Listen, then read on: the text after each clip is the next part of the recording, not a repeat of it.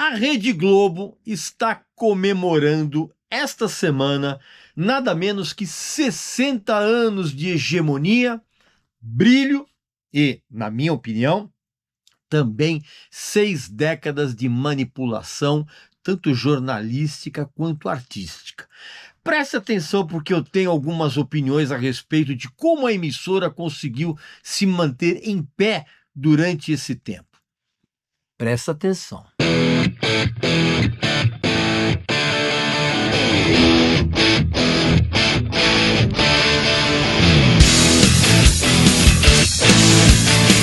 Meu amigo e minha amiga, a Rede Globo, ou simplesmente a Globo, ela completa agora em abril 60 anos. Um marco que não pode ser ignorado e que vai ser usado exaustivamente pela própria emissora nos próximos dias, com uma programação especial dedicada a tudo o que aconteceu com ela desde que ela foi fundada em 26 de abril de 1965, pelo magnata Roberto Marinho. Magnata. É claro que eu não sou estúpido em negar que ela se consolidou como a maior potência televisiva da América Latina. Uma máquina de produzir conteúdo que, para o bem e para o mal, moldou a cultura, os hábitos e, sim, a opinião pública brasileira. É impossível falar da história do Brasil sem mencionar o papel da Globo, tanto pelo seu brilho técnico e criativo, quanto pela sombra de manipulação que paira até hoje sobre a sua trajetória. A Globo é tanto um monstro sagrado, como também um monstro manipulador que sabe como ninguém jogar com as emoções e os interesses do povo e principalmente dos poderosos. Para que você entenda um pouco mais, acima das generalizações, eu vou tentar dissecar essa história de 60 anos da emissora, mesclando uma análise minuciosa, mas não tão profunda quanto a de um cirurgião, mas com a minha velha acidez de um velho como eu que não se deixa enganar pelo glamour. É óbvio que eu reconheço aquilo que faz da Globo uma referência mundial em termos de TV e mídia. Mas também eu sei que a emissora nasceu em 1965, num Brasil recém-tomado pelo golpe militar e que, não por acaso, em poucos anos se tornou sinônimo de qualidade e inovação televisiva, já que a concessão obtida em 1957 pelo Roberto Marinho só começou a vingar mesmo com a conivência com os governos militares e principalmente por conta de um acordo muito polêmico com o grupo americano Time Life, que inclusive rendeu polêmicas na época por uma suposta violação da Constituição brasileira, já que a Time Life injetou milhões e milhões de dólares na Globo entre 1965 e 1969. O que violava a Constituição, Só que o governo militar fez aquela vista grossa, Sendo que, em troca, a Globo se tornou um agente legitimador da ditadura. E isso fez a Globo sair do zero para a liderança de audiência, que coincidência, em 1969, destronando rivais como a TV Tupi. E isso aconteceu não por acaso. Assim como também que não é por acaso que eu uso e recomendo as roupas da Insider, as roupas mais confortáveis e belas da atualidade, que não precisam passar, não desbotam, não retêm odores e, como eu falei, são lindas, cara. Olha só, por exemplo, a bermuda que eu uso aqui, na minha vida total, o tempo todo. Tem também as cuecas extremamente confortáveis, as calças incríveis, tem também as camisetas como essa que eu estou usando aqui, a branca, que é maravilhosa. Também tem várias outras cores que eu já apresento aqui nos meus vídeos. Ou seja, eu uso Insider o tempo inteiro na minha vida. E não só as roupas, outros acessórios da marca, cara. Por quê? Porque a minha vida ficou muito mais fácil, seja no trabalho ou nos meus momentos de lazer, além de muito mais confortável. A minha vida hoje é completamente confortável. E isso também é qualidade de vida. E você pode usar no link abaixo aqui na descrição desse vídeo o nosso cupom de desconto Regis Tadeu, tudo junto, tá? Regis Tadeu. E você pode adquirir essas maravilhas com 15% de desconto. E se você somar com os descontos do próprio site da Insider, você pode adquirir esses produtos com 30% de desconto. Então, não vacile.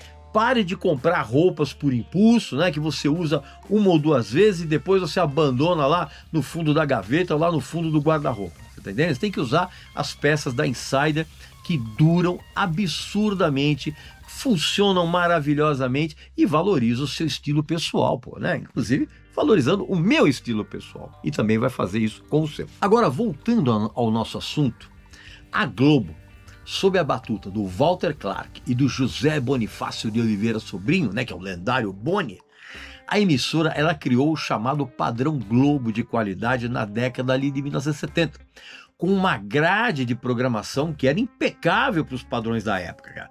Tinha os desenhos e os programas infantis inesquecíveis, tinham novelas das 6 da tarde, 7 da noite e 8 da noite, né, com as suas trilhas espetaculares, trilhas sonoras lançadas pela própria gravadora da emissora, que era Som Livre, e essas novelas quase todas com roteiros e atuações magistrais que mais pareciam peças de teatro na TV, cara. Tinha o jornalismo, Vídeo Jornal Nacional, que estreou em 1969 e até hoje é uma instituição, pro bem ou pro mal, né? Assim como o Fantástico, desde 1973, cara. Então tinha os programas de humor espetaculares, as minisséries incríveis, transmissões esportivas e produções de alto nível técnico. Sem contar a outrora, como eu falei, sensacional gravadora Som Livre, como eu já falei, que lançava uns artistas incríveis, discos ótimos. Só que nas décadas seguintes, a emissora investiu pesado em infraestrutura, como os estúdios Globo, né, que era o antigo Projac, que foi inaugurado em 1995, ainda hoje o maior complexo televisivo da América Latina, e cada vez mais a Globo investiu em tecnologia de ponta, a ponto, né, de este ano ter criado o estúdio MG4, voltado para produções virtuais, cara. E tem também o ponto principal do qual quase ninguém fala. A Globo criou retransmissoras com uma rede de afiliados que cobrem 98,6% do território brasileiro e alcançam 99,5% da população. Sacou? Esse é o grande ponto desse poder da Globo. E tem mais. A Globo tem canais a cabo, plataforma de streaming, produtora de cinema, portal de internet e o que mais você imaginar. Então, comparada com as outras emissoras de TV, as concorrentes, cara, a Globo, ela continua não só na vanguarda e anos-luz à frente das suas concorrentes. Não tenha sombra de dúvida disso. Só que, como a minha querida e saudosa mãezinha Dona Irene sempre dizia, nem tudo que brilha é ouro. Desde a sua fundação, a Globo soube polir muito bem as suas joias para esconder as imensas rachaduras. Porque por trás daquele glamour há várias histórias de manipulação, de conivência com o poder e influência desmedida, cara, que transformaram inclusive a Globo numa terrível força política e ideológica, que ao longo das 6 décadas influenciou absurdamente a opinião pública com uma habilidade que beirou o maquiavelismo. Procure assistir ao documentário britânico Beyond Citizen Kane, de 1993, que ficou décadas proibido aqui no Brasil. E aí você vai entender por quê. A relação da Globo com o poder, especialmente com os governos autoritários e as elites econômicas, sempre foi e ainda é uma mancha que nenhum editorial de meia-culpa pode apagar. Desde o apoio à ditadura militar, de 1964 a 1985, até a censura de notícias sobre os movimentos pró-democracia, apoiando inclusive campanhas do regime e reportagens ufanistas, aquela coisa toda. O Roberto Marinho, ele nunca criou dificuldades para os governos militares, cara.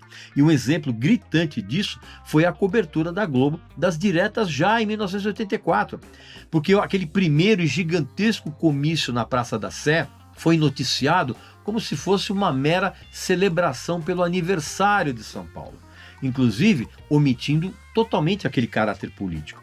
E a Globo só cedeu quando a pressão popular tornou aquela cobertura inevitável Inclusive a Globo chegou a transmitir o último comício que aconteceu no Rio de Janeiro. Para você ter uma ideia, em 2013, pressionada pelas manifestações ali de junho daquele ano, a Globo publicou um editorial no próprio jornal Globo admitindo que o seu apoio ao golpe de 64 foi um erro. Só que era tarde demais, né? Pedir desculpas depois de quase meio século é como você tentar apagar um incêndio com um copo d'água. A Globo, ela sempre esteve alinhada com as elites econômicas e políticas do Brasil. Sempre. Fossem ou sejam elas quais forem. A Globo sempre foi uma máquina de fazer dinheiro e poder. E ela não joga para perder. Os seus interesses estão acima de qualquer ideologia. Ela é de esquerda quando convém, é de direita quando é lucrativo e sempre está do lado de quem manda. Sempre foi assim e sempre vai ser.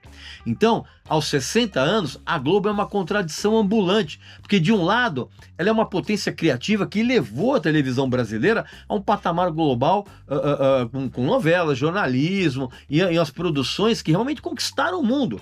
Agora, de outro lado, é uma força política que por décadas manipulou informações, censurou movimentos democráticos e serviu aos interesses de governantes e de elites. Não importa quais foram, quem foram, o posicionamento político. A Globo está sempre a favor da maré que está reinando no momento. E esses meia-culpas aí, ocasionais, na verdade, são gestos calculados, porque são feitos sob pressão e não apagam uma história de conivência com o poder. Qualquer poder. Em 2025, a Globo celebra também o seu centenário como grupo, né? Contando a fundação do jornal O Globo, em 1925, né? E celebra isso com aquele slogan, né? O futuro já começou. Só que o futuro só vai ser diferente se a Globo abandonar essa tradição de manipular contextos e também de se alinhar aos poderosos. Claro que isso nunca vai acontecer, né? A Globo é como aquele tio rico que todo mundo admira, mas que você sabe que tem um armário cheio de esqueletos ali, de uns segredos escusos, né? Ele pode até ser brilhante, mas nunca é inocente. E é assim que a Globo é e vai ser para sempre. Enquanto ela existir, claro. Pois bem, meu amigo e minha amiga, essa é a minha opinião a respeito dos 60 anos da Globo. Você aqui nos comentários, por gentileza, coloque aqui a sua opinião. O que você acha desses 60 anos da Globo? O que a Globo fez de legal e o que a Globo fez de ruim? Coloca aqui nos comentários e eu volto muito em breve com mais um vídeo aqui para vocês, tá bom? Então um abraço, saúde para você, para sua família e para seus amigos e até a próxima.